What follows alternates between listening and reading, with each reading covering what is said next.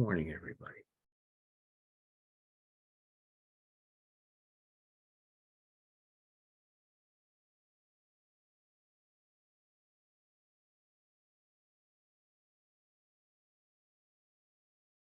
As I prepare to talk on Sunday mornings, I do various things, um, including looking at the news, because I like to, as much as possible, have my talks relate to our current reality. I look at the little daily Dharma things that I get, see what authors, teachers are putting out there, and kind of see what floats to the top, what's most present in our reality at this moment, and how does that relate to our Dharma and our practice and our lives.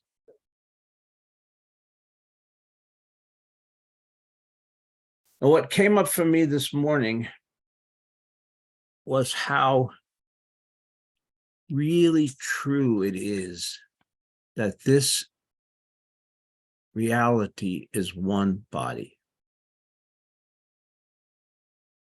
Now, there's several levels on which we can understand the truth of one body.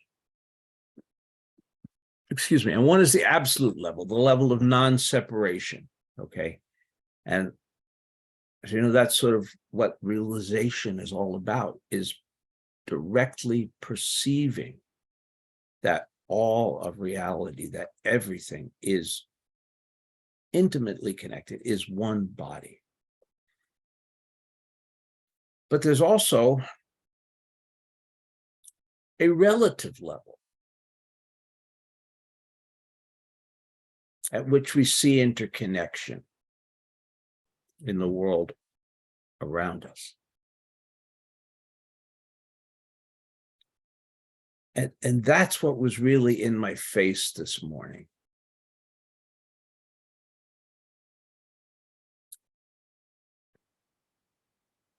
One way of thinking about reality and interconnectedness is with the idea of a metaphor of a mobile, right?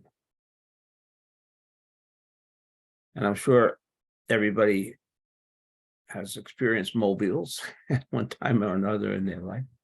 And you know that if you touch any part of the mobile, every other part has to move. Right? If the mobile is hanging free, they are completely interdependent, all the little doodads that are on the mobile. So one moves over here and the one over here has to move, right? All move simultaneously. And then the mobile returns ultimately to stasis, right? Once all that energy is dissipated, it returns. Is the stasis the same? Probably not. Probably the relationship between those elements of the mobile has changed. The pieces have turned, and maybe the whole mobile has reoriented itself, right? And that's what's going on in the world constantly. That's what's going on in the world right now. Nothing functions independent of everything else. It's all interdependent. It's all interrelated. Now, there's sort of an abstract way of seeing that. It's like, oh, yeah, we know that, But for me, it's coming home more and more, maybe for some of you as well, because it is the absolute truth of what's happening in our world because of climate change. For example, that's just one phenomenon, but that's a pretty omnipresent one.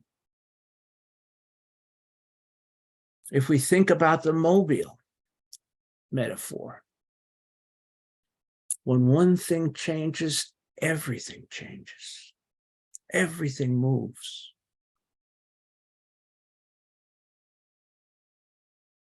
You know, I just heard this week on NPR that they're predicting that the Tigris and Euphrates rivers in Iraq will be dried up by 2040.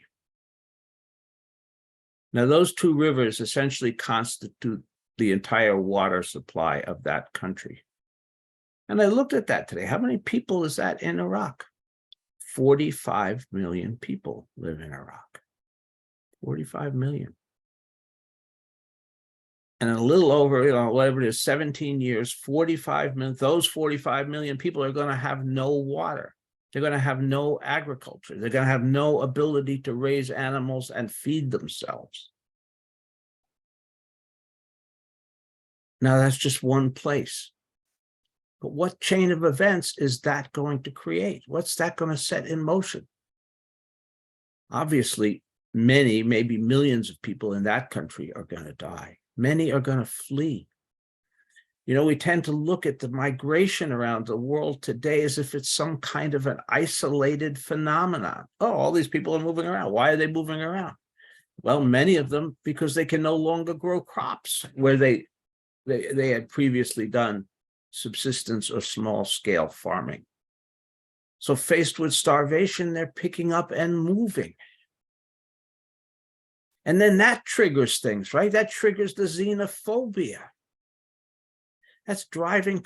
Spain is about to return to fascism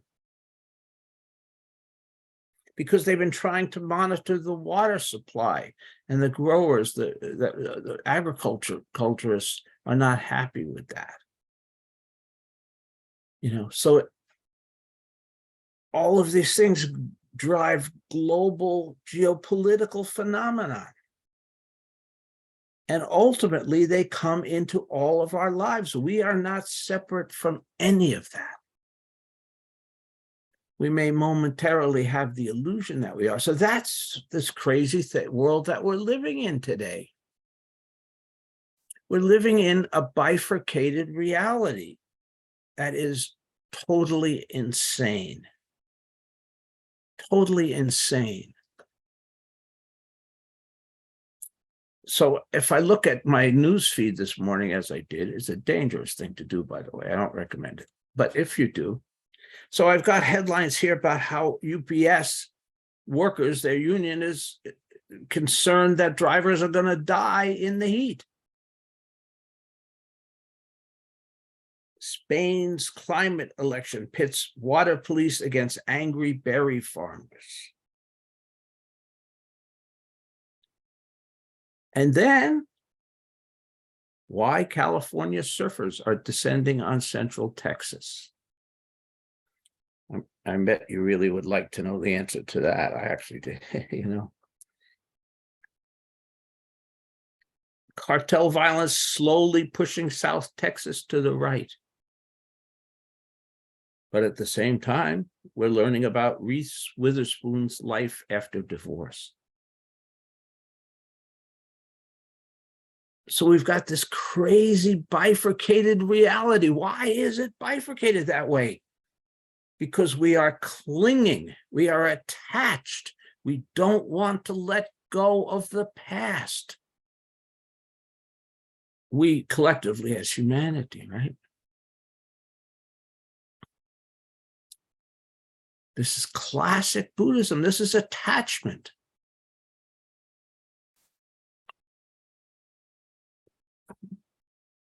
It's resistance to the reality that is happening, the reality that is coming, the reality that we are part of,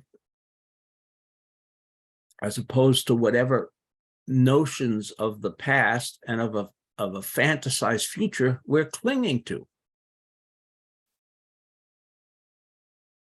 This is the definition of insanity, folks. Now, like it or not, because we're practicing Zen, we're probably going to be more awake to that truth than most people. We're probably going to be, if not clinging less, at least more aware of our clinging, more aware of our resistance, more aware of the fact that the world has changed dramatically. And I'm not talking about since the 1950s. I'm not talking about since the 1960s or 70s.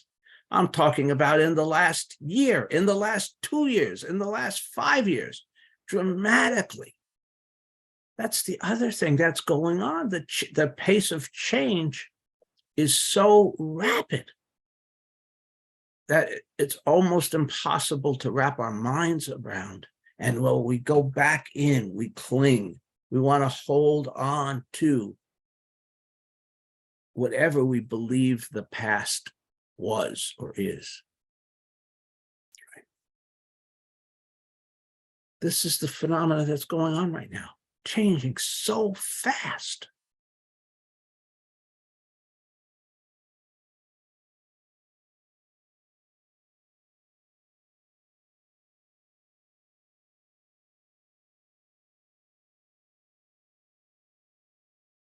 The other thing that listened to this week that was of interest to me is a whole thing on our distractibility, our inability to pay attention to anything very long. Very interesting. This fellow wrote a book on the subject, and he discovered that the average person in their work environment cannot stay focused more than 3 minutes on anything. Cannot stay focused more than 3 minutes on anything. There's so many disruptions, interruptions, distractions constantly, right? Many of them live in this little box. It's very interesting. He did some really interesting things. One of the things he did was he wanted to write a novel. He's a writer. And so he decided he would move temporarily to not Martha's Vineyard, to the Cape, to Provincetown, and he would turn off his devices. He'd only have a landline phone.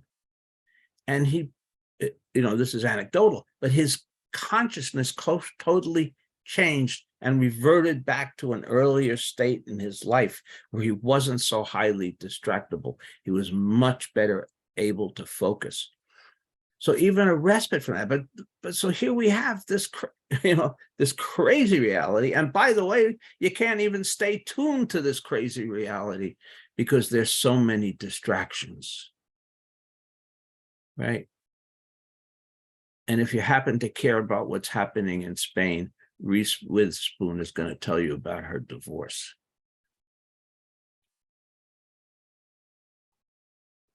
Crazy, crazy, crazy, crazy, crazy.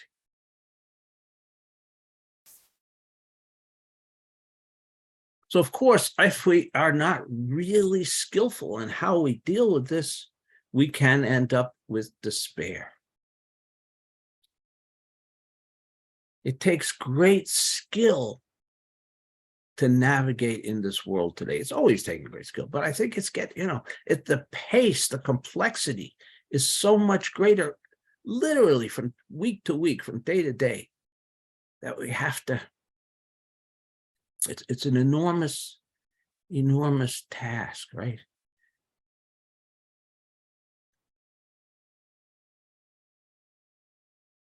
And it's the task we're faced with. If we want to practice, if we want to be awake, if we want to care about this world, if we want to be manifesting compassion and loving kindness in this world, then it's our challenge.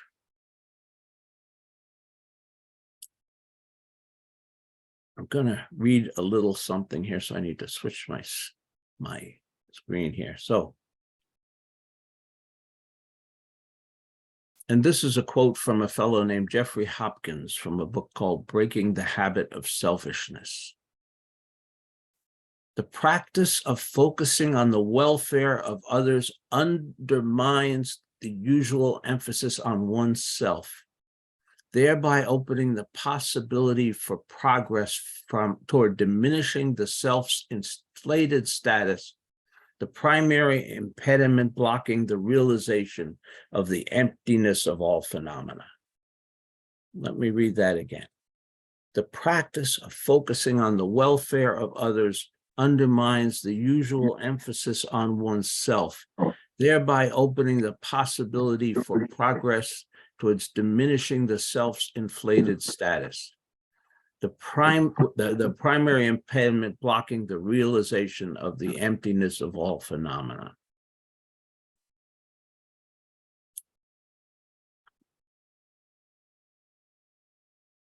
To be quite honest,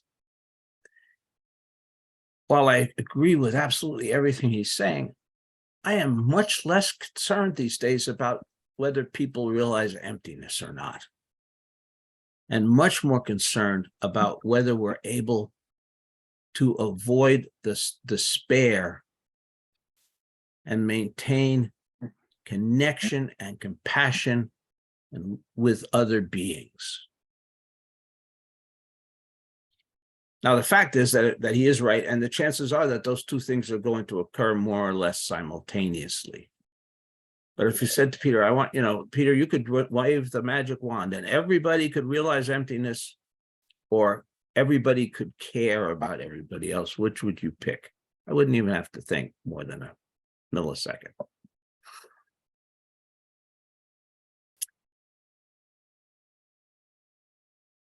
When we turn the lens on the suffering of others and away from ourselves, we immediately defeat despair. Despair is selfish. That sounds very judgmental. And as I too am subject to it from time to time. It's easy to fall into it, it just all of a sudden, a headline will pop up or something will pop up and it's like, oh my God, this is the end. What can we do? But when I go to that, that's inherently self-centered. Selfish may not use the right word, self-centered. I need to focus on others. I need to focus on how others are being impacted. I need to focus on the suffering of others.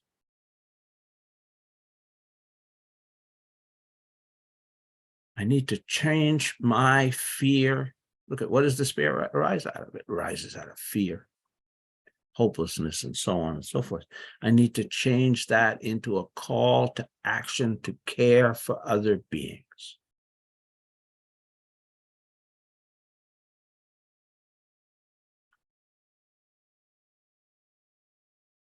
Is that going to be perfect?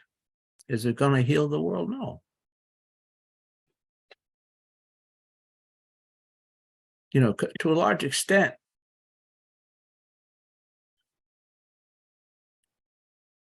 the seeds of the karma have been sown.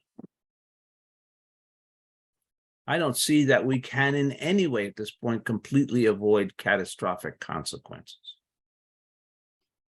I'm not saying that to be negative. My perception, the seeds of karma have been sown. So what can we do? We can mitigate. We can do our best to help those people who are suffering.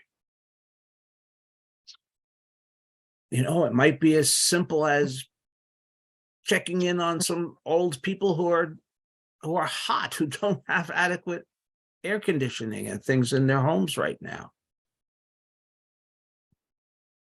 Right? I mean, it may be things as simple as that, but retaining the focus on the well-being of others and what we can do realistically within the context of our lives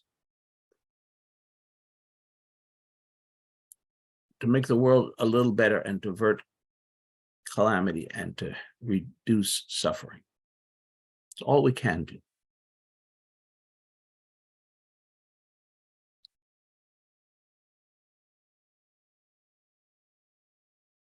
This is not a perfect world. It never has been. It never will be. We humans may not be here to experience it, but it never will be. So we do our best. We do our best not to fall into despair. And we do our best to focus on others, on the suffering of others. And what can we do to heal that suffering?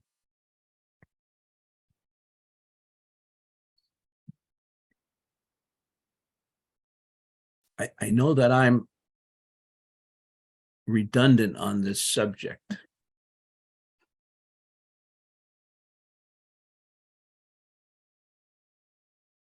But it's each week when I start to think about what I'm talking about, I think, well, let's see, I can talk about this esoteric point of the Dharma. I could talk about, what happened in the life of Shakyamuni Buddha. And I would feel like Nero fiddling while the world is burning. Because the world is burning.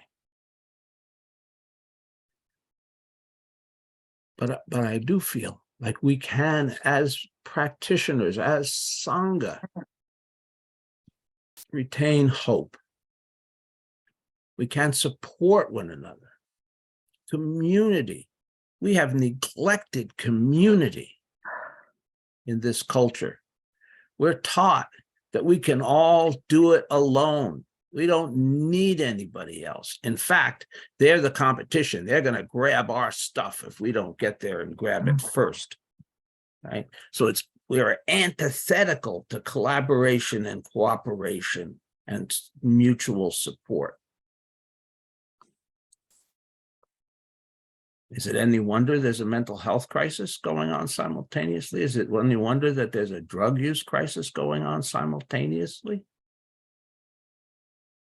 Those are the medicines, community.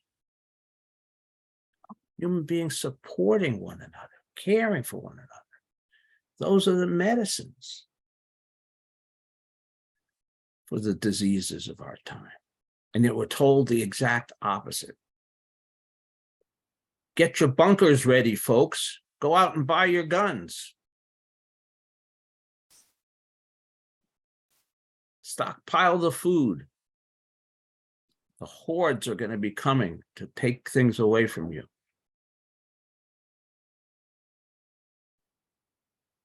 That's a strong message in our culture today.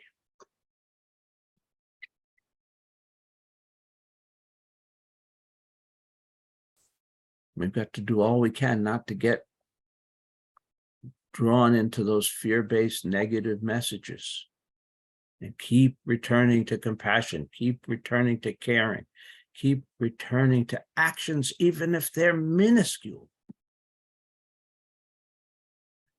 Because minuscule actions multiplied by billions become large.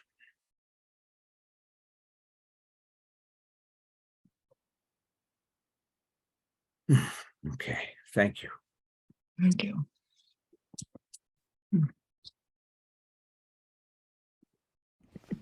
Peter, I need to offer a thought that's a little bit inconsistent with what you're saying, and I want to know what you think. So, I really agree with you. I've been saying, I think of this for a while.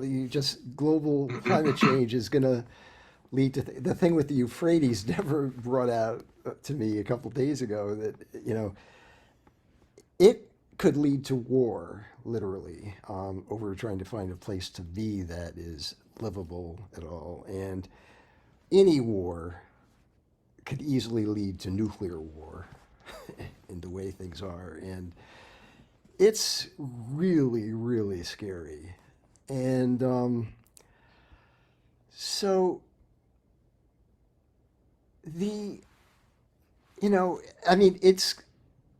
it's wonderful to, help somebody in a hospital or something, it's a wonderful thing, but I don't believe the part that says the small things are going to, multiply, and it's not going to stop this war from climate change. And so, we're looking at a situation where it just feels to me like the outcome of everything that's going on is so overwhelmingly terrifying compared to the small acts of kindness that, to me, it seems like realization is actually extremely important. That, to give ourselves space to live in the present enough that those small acts of kindness actually matter compared to what may be a horrible ending. I feel like we have to be able to let go to an extreme amount. And also to give us the strength to do what we can do to fight what seems like it's almost an inevitable outcome and not be lost in despair. We have to sort of let go of, the inevitability of it and live in the moment, and so that we're free to do what we can without such a blockage because of just despair. So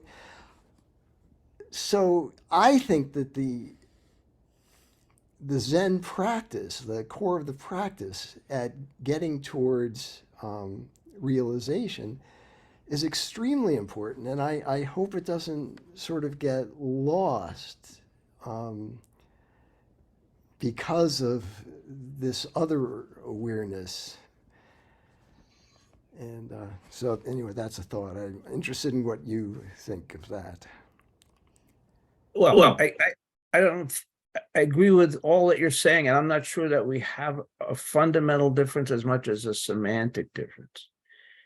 When we get rid of our selfish perspective, our self-centeredness, we are in fact going in the direction of realization, right?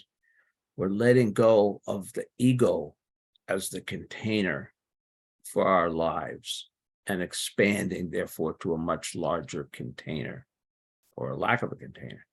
And so those two processes in my mind overlap. They're not separate. But if again, it's sort of like, it's in terms of the priorities, I don't know what the average is that it takes for a practitioner to realize their true nature. 15 years, 20 years, 10 years at the best. Time. And meanwhile, what are we doing? We better get our asses out there and fix some stuff. I don't think we have the luxury. I'm oversimplifying it to some extent, and it's not either or, obviously, but that kind of idea in my mind is, okay, we've got work that's got to get done, and realization is important. I don't mean to take away from that.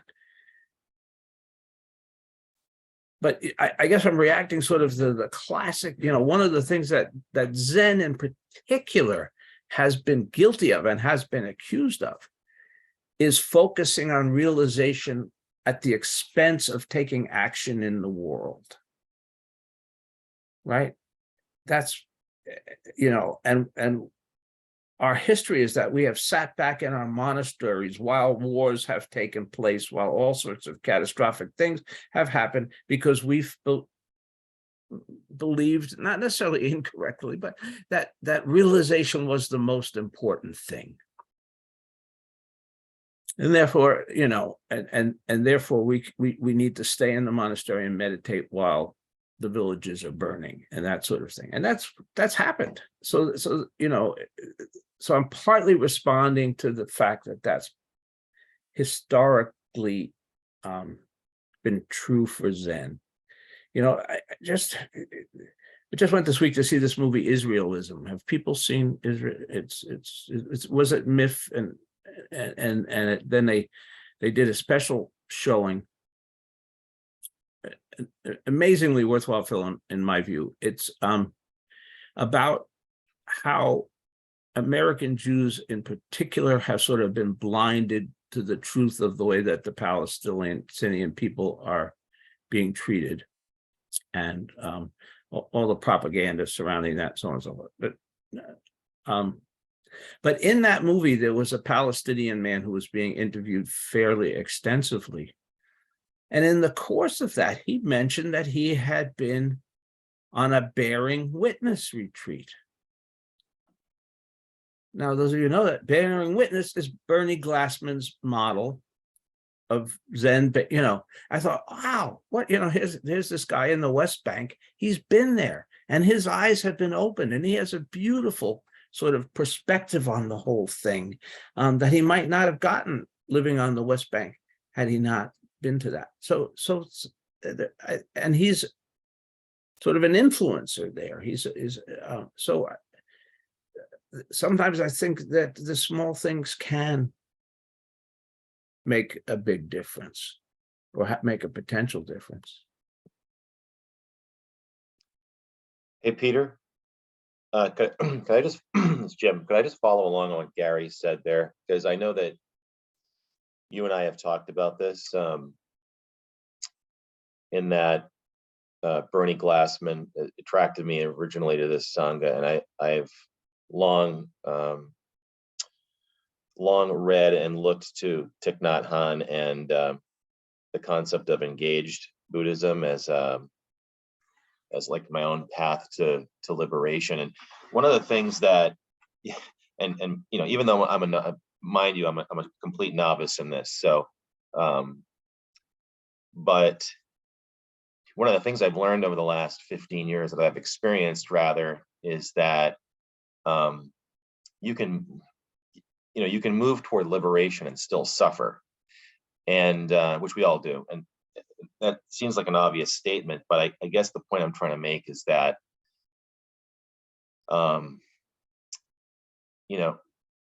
I see it so much in my own family and my own friends and people in my community. So I've almost felt it's been more important to be engaged with them around the fundamentals of Buddhism. The precepts, the Four Noble Truths, the Eightfold Path, in addition to taking time to meditate. I've met with, a friend of mine is a state senator here in New Hampshire. I have another friend of mine who's a state rep. I have some high school friends who are CEOs from hospitals, who own businesses. I have actively tried to engage them and have coffee with them and to talk about my experience in this path, and then to offer them, hey, that this could really help with all of the things that you're struggling with. And these are people in a position to do things. I think where they struggle is exactly what you've said, is that they still view Zen and Buddhism as being somewhat nihilistic. And it's been a real struggle to help some of them overcome that. But to your point, Peter, the only way I feel like I've really gotten through to them, some of them, I should say, is to just get them to sit and practice. And it sounds small, but it really is just the only way over the last 15 years. I really feel like I've been able to help some of them, at least approach this way of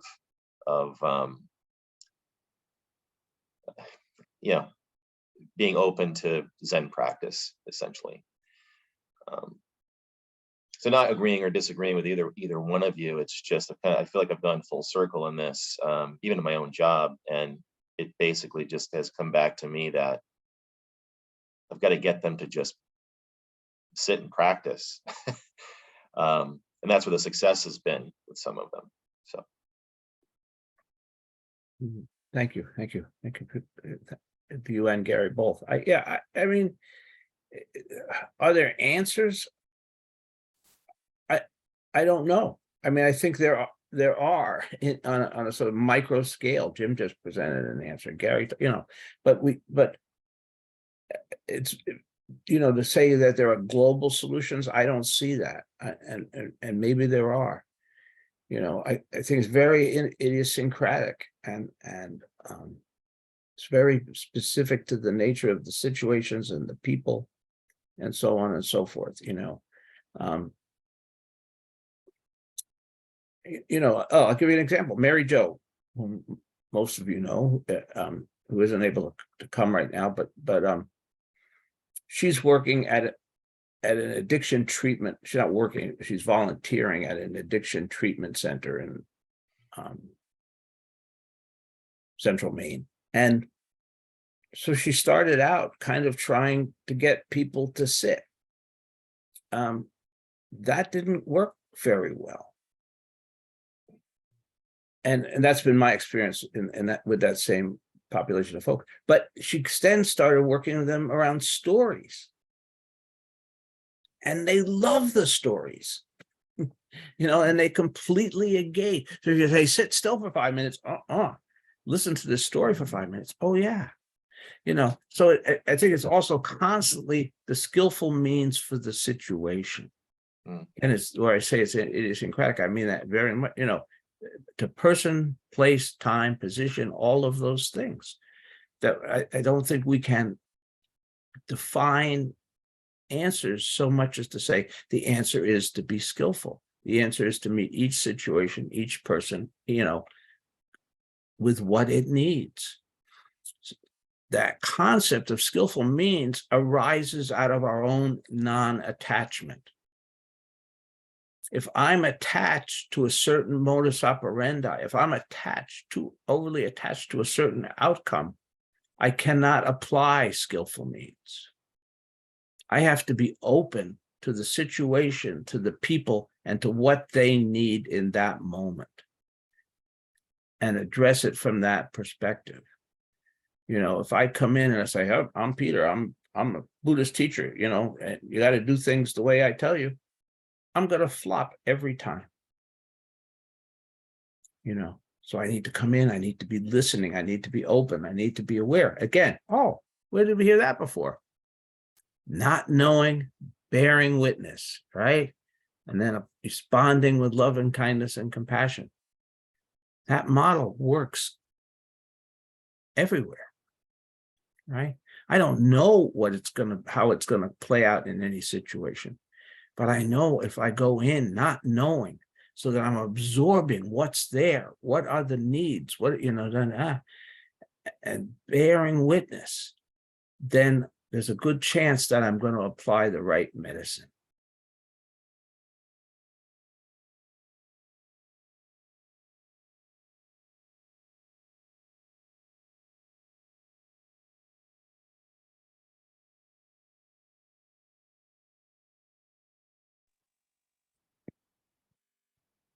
Well, good morning, everyone.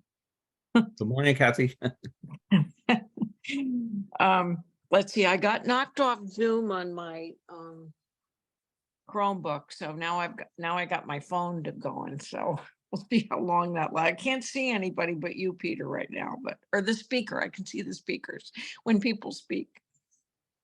Boy, this is kind of got me thinking.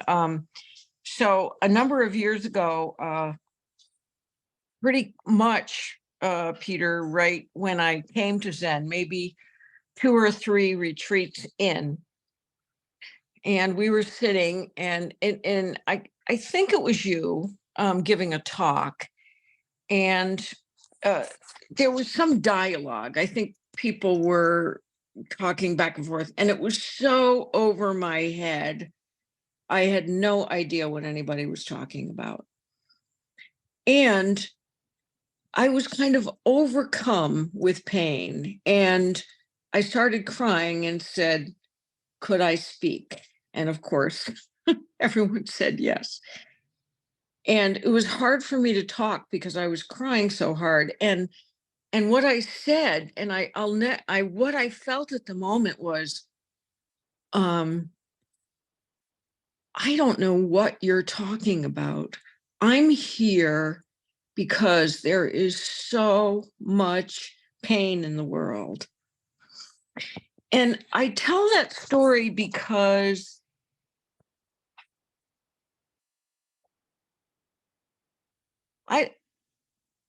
so much of it, like so much of the stuff with the talks and everything else was just not reaching me.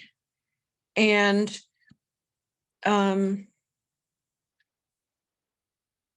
now it is reaching me, because I find in your talks a living reality. Like, this is living Zen. And and it gives me a great, a good feeling, or whatever, that when I'm overwhelmed and I don't know what I can do about the situation in the world, that I can do something in service for someone else. And, I'm reading a book. It's called Dirt Road Revival. And it's written by a woman in Maine, actually, who went to Harvard as a young woman. And in the, let's see, I think maybe 2016, she was at Harvard, and she's the one that started the Divest Harvard, became very politically active. And she went back to her hometown in Maine, and she actually started a new way of, a whole new way of campaigning, going out and talking to people. And what she did was, she didn't go to just Democrats or independents. She organized a group, and she went down the dirt roads to the old trailers and places that, with all the dogs and all that stuff.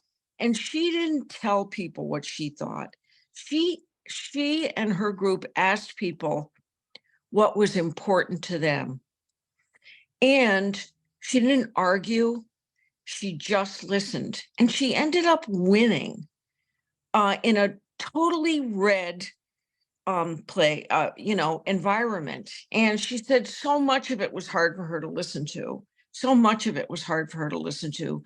But what happened was, she listened to people. I'm going to her workshop actually next weekend. But that's where my hope is instead of, so I feel like people, like, so I'm just going to admit it, but I feel like people that, this is how I felt. People that voted for Trump are this, and they're this, and they're this, and they're this. And I have to move beyond that. I have to meet people where they're at. And I can't have enemies in this life I'm living. I can't. I can't have people putting them down and saying they're less than I am. So anyway, I just wanted to speak to that experience of mine right now. So thanks everybody for listening. Thank you, Kathy. Thank you.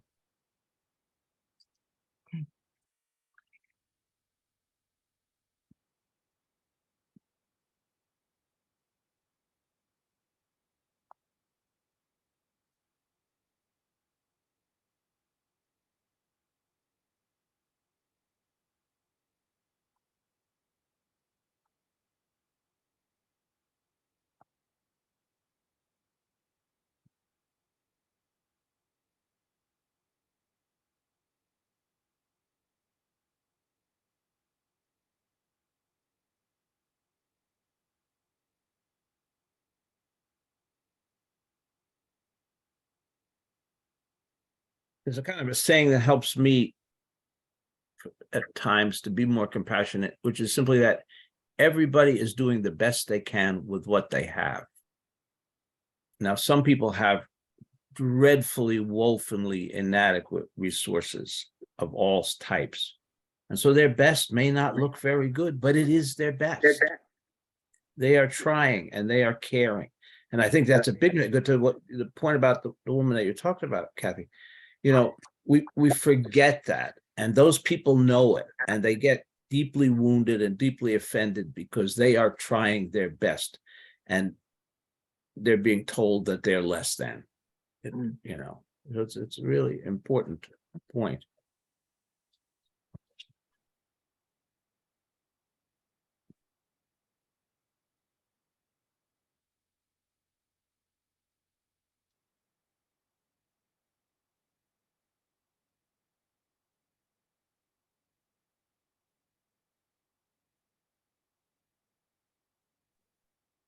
this may fall into the category of skillful means, but I came in to Zen from really Shambhala, and for a number of years. And in Oregon, the Sangha there linked with, I believe, the Zen community and others, and went to the city and reserved one of the central crossroad plazas in downtown Oregon. This is downtown Portland, Oregon. This is a number of years ago, probably about not a decade, but close.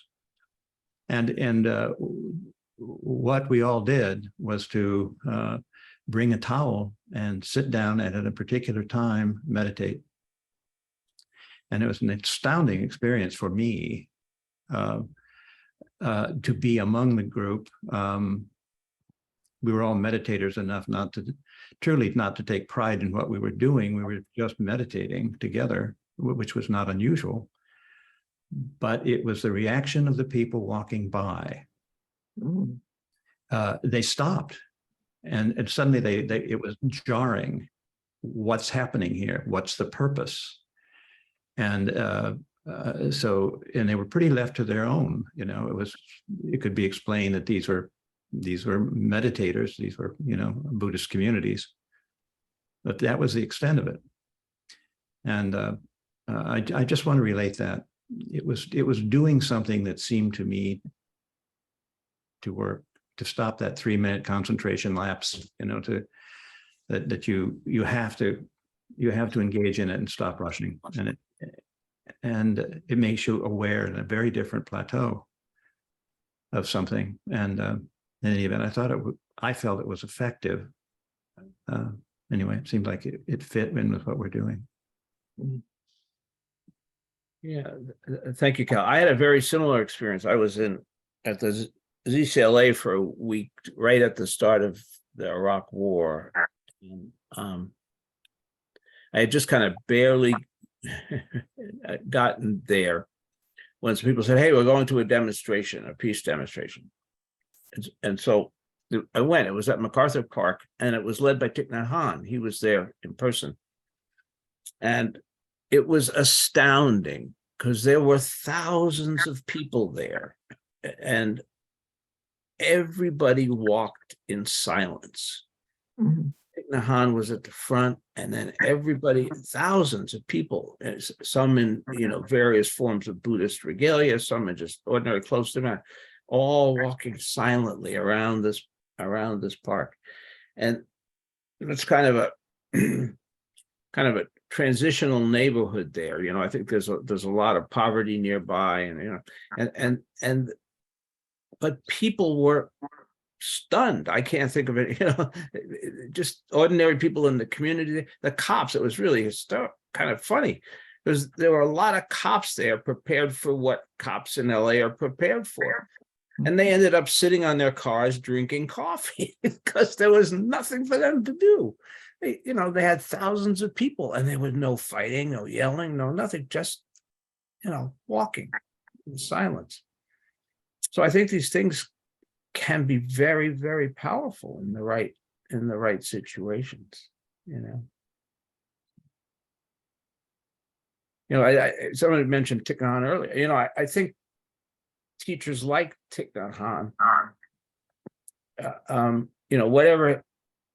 Zen people are pretty critical of Thich Nhat Hanh, but he really, really did some powerful things, and was enormously creative in his efforts on behalf of peace.